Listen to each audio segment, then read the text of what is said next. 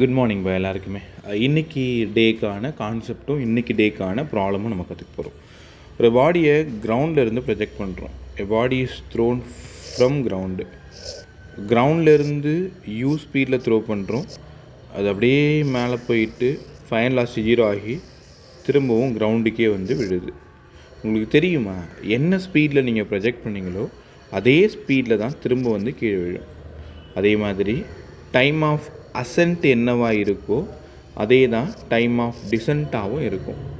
Time of அசென்ட்டு ஒரு u/g அப்படின்னா time of டிசென்ட்டும் ஒரு u/g தான்.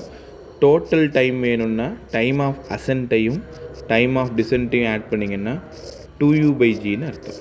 அப்போது ஒரு பாடியை கிரவுண்ட்லேருந்து ஸ்பீடில் ப்ரொஜெக்ட் பண்ணிங்கன்னா திரும்ப அது கிரவுண்டுக்கே வர்றதுக்கு 2u/g அளவுக்கு டைம் ஆகும். டைம் ஆஃப் அசென்ட் கீழேருந்து மேலே போகிற வரைக்கும் ஃபைனல் லாஸ்ட் 0 ஆகிற வரைக்கும்.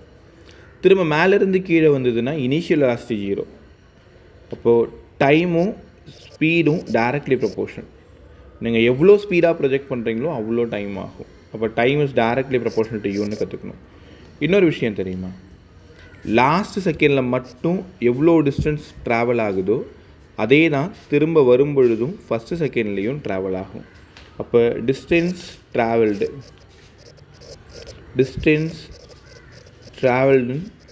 Last second of upward journey equal to distance travelled in first second of downward.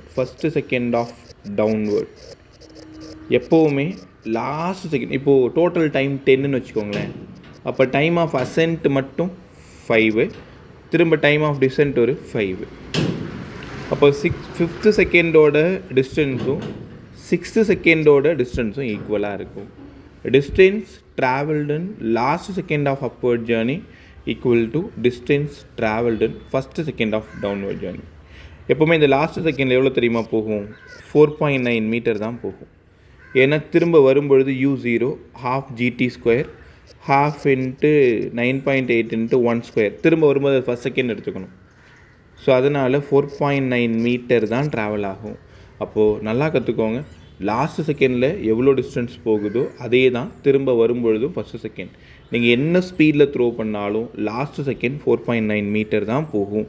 திரும்ப வரும்பொழுது ஃபஸ்ட்டு செகண்ட்லேயும் 4.9 மீட்டர் தான் வரும்.